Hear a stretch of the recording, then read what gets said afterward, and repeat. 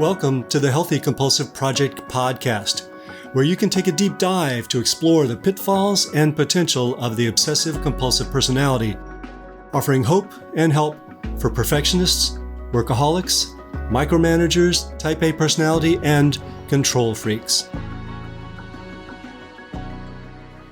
Hello everyone, Gary Trosclair here, psychotherapist, Jungian psychoanalyst, and author of the Healthy Compulsive Project book, blog, and podcast.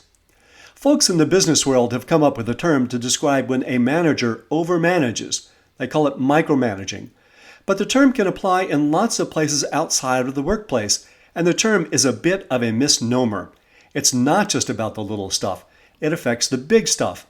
It's death by 1,000 cuts. If you constantly look over someone's shoulder, give them detailed instructions, distrust them, and make mountains out of molehills, it will discourage creativity, diminish morale, and disrupt relationships. It may even lead to others ignoring you. It brings about the opposite of your desired effect. Productivity, responsibility, and ingenuity all decrease. It's like trying to break a horse to train it. It doesn't work. Instead, we need to learn to macromanage, to consider the larger picture of our values and priorities when deciding when to make suggestions and how to make them. So join me for episode 93 of the Healthy Compulsive Project podcast, Breaking Horses, 6 Signs That You're Micromanaging. Rather than start by me micromanaging you and telling you how bad micromanaging is, let's start with a little story about the benefits of not micromanaging, of trusting others to learn and succeed without our constant interference. When my brother, sister, and I were roughly ages 12, 10, and 8, we told our mother that we wanted to smoke cigarettes. She said, "Sure, I'll be right back." She bought us a pack of Marlboros, gave us a book of matches, sent us out to the backyard, and told us to have at it, which we did. Yuck! Gross! Disgusting! None of us ever smoked again. My mother's willingness to let us experience the pleasures of smoking on our own was wise and has served us well. She did not need to micromanage us. She trusted that by letting us experiment, we'd learn for ourselves more than from any lecture she'd give us about the evils of smoking. And we learned lots of other things from experiencing them directly ourselves. Our parents used a bottom-up approach rather than a top-down approach. I remember another episode in which, as a child, I was convinced that I knew how to cook sloppy Joe sandwiches from scratch. Once again, my mother let me try and fail. Yes, we wasted some ground beef, but I gained really valuable humility about being so inflexibly certain. Neither of our parents were micromanagers. As much as they could, they were hands-off, and it paid off. Their trust is one reason, along with lots of psychotherapy, that I'm usually able to stay on the healthy end of the adaptive-maladaptive compulsive continuum, despite being gifted with lots of obsessive and compulsive tendencies. The concept of micromanaging originally applied to, management, like businesses, companies, and stuff like that, wherein bosses go overboard telling their employees how to do their job when the boss really has no idea what he's talking about. But awareness of that concept in the business world hasn't stopped us from micromanaging everywhere else. Micromanaging happens when we tell people how to do detailed tasks when they don't need to be told, telling them without respect and without listening. It means directing whatever we surmise needs directing, consequences be damned. The etymology of the word manage is related to the word hand and its active use. Originally, it applied to handling horses. If not managed properly, horses are of no practical use to humans. But while it's true that horses need to be, quote, trained, it's best done as a bottom-up collaborative venture, not a top-down exercise of authority. I've never trained horses, but I've learned from those who have. From what I can tell, healthy respect for the horse goes a long way in getting it to do what you want it to do. Monty Roberts, the real horse whisperer, had this to say about managing horses, and I quote, "I must let the horse choose to be with me. I must communicate in the horse's own language and invite the horse to join up with me, to follow me because he wants to, not because I forced him. And that's the end of the quote. Micromanaging occurs when we lose that sense of respect and collaboration and instead try to control. Too often we fear the horses of life getting out of control. Today we'll be exploring how to determine when we are effectively managing and when we are micromanaging. And I'll give a hint. It's not just whether you manage others, it's also how. As obsessives, compulsives, perfectionists, and type A's, we may feel that things should be a certain way and feel compelled to intercede to guarantee they are that way. It might seem like there's good reason to do this because we tend to look very far ahead and see the consequences of not doing things properly. So, understandably, we do our best to prevent disasters, which may include telling others what to do and how to do it. This can be a good thing or a bad thing. Years ago, when I was first imagining what the Healthy Compulsive Project was going to look like, I asked my wife, also a psychotherapist, what she thought the most important thing to tell compulsives was. She said, and here I quote, "It's fine for them to be meticulous, but don't expect other people to be the same way." So, she tolerates me arranging the silverware drawer in a reasonable, practical, convenient, efficient, and aesthetically pleasing manner, but appropriately would not tolerate me expecting her to do the same.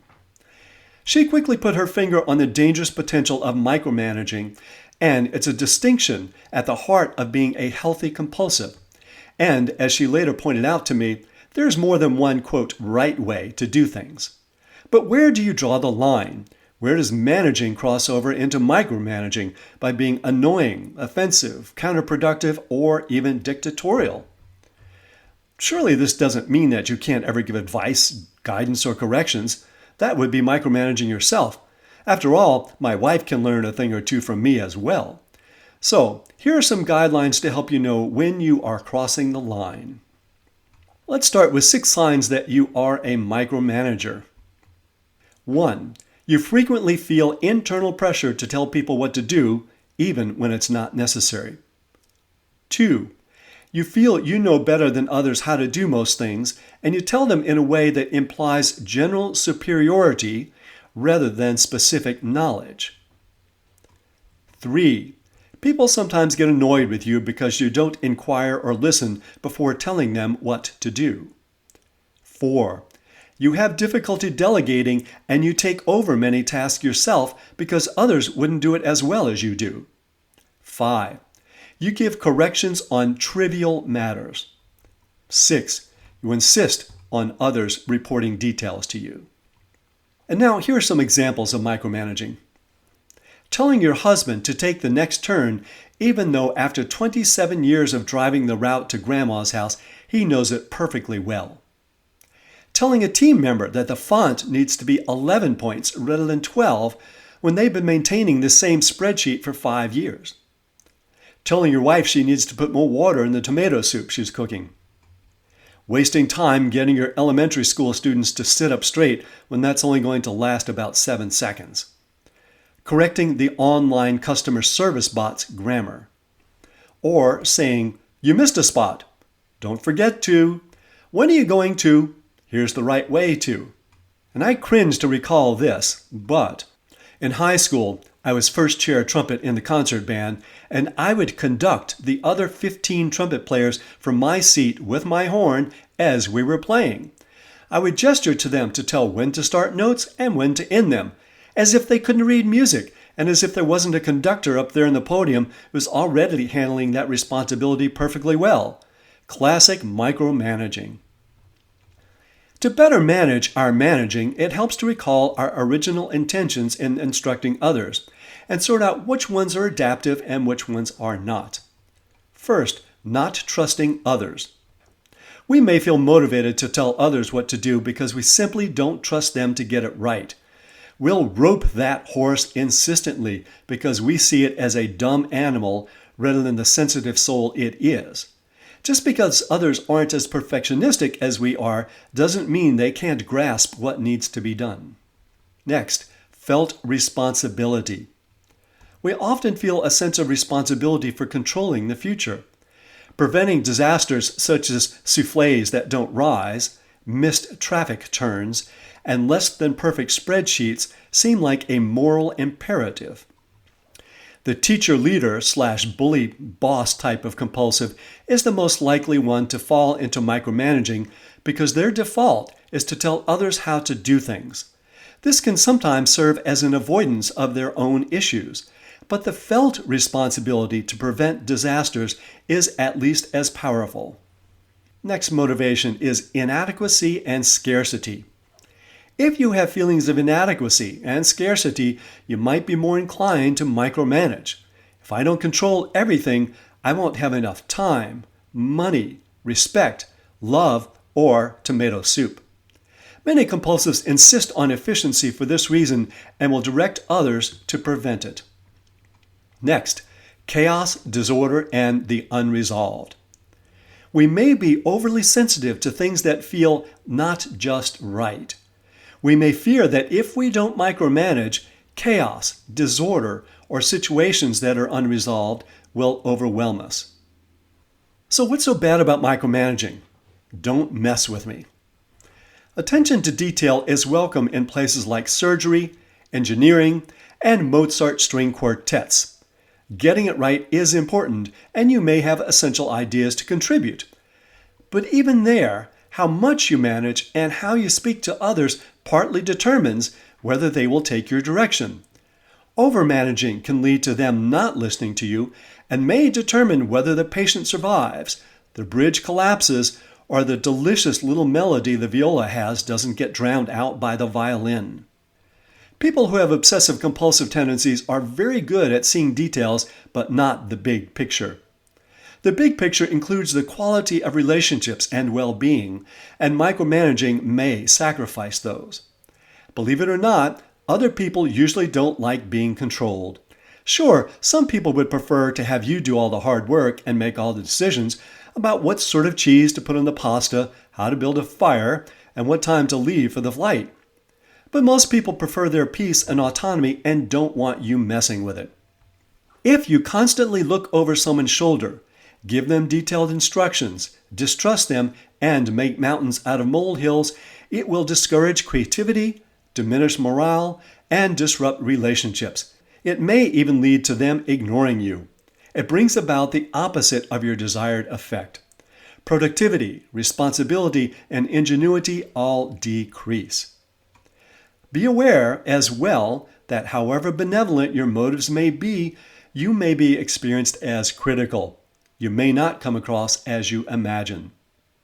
The more I've thought about this, the more I've come to believe that the term micromanaging is a misnomer, because the problem isn't just the size of the issue at stake, things like micro, trivial, etc., and more about its quality of your intervention, whether it's disrespectful or oppressive, etc. It's one-directional rather than collaborative.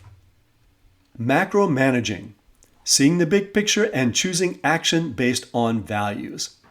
Managing is essential. Micromanaging is not.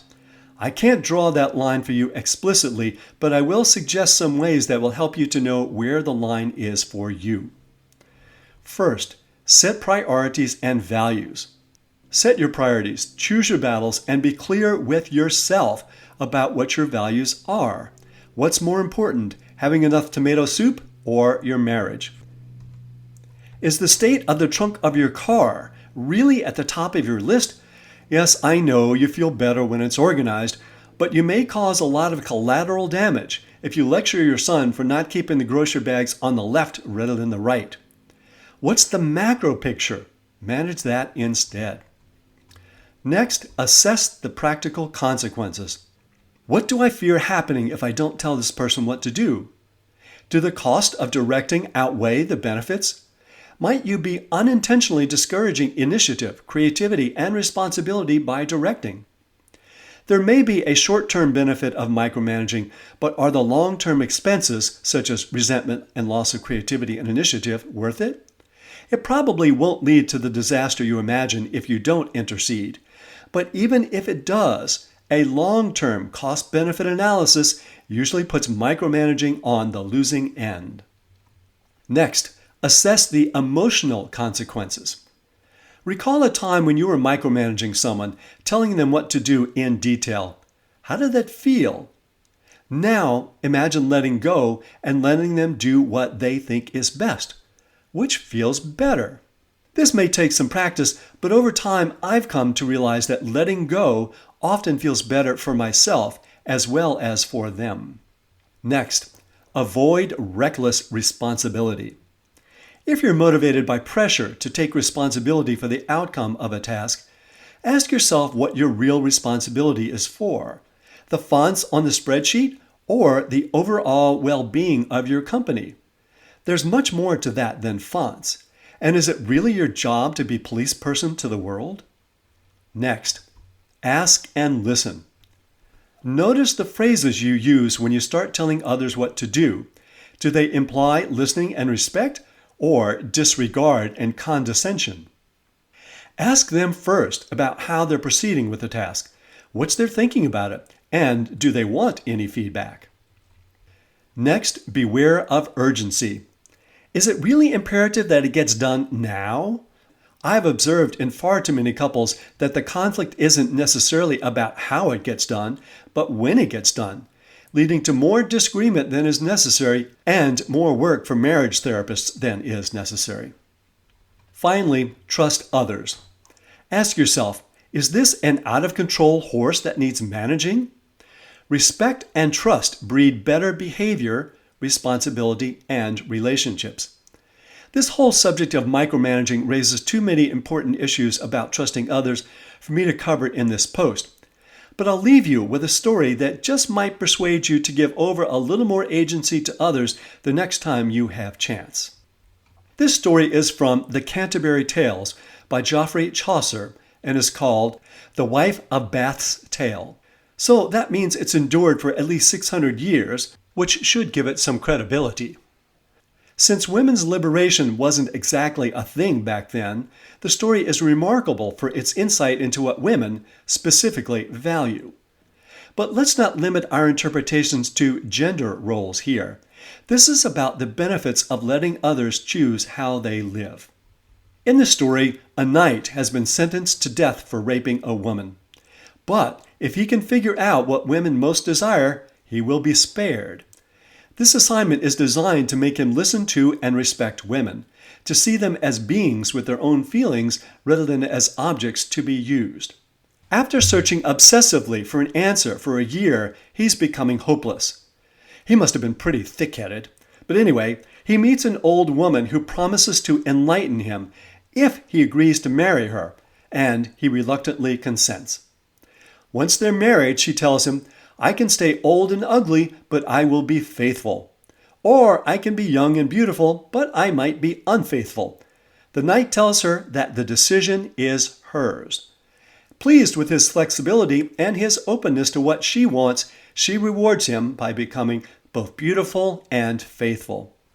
At least as important, he came to value women as beings with their own needs and desires rather than forcing his will on them.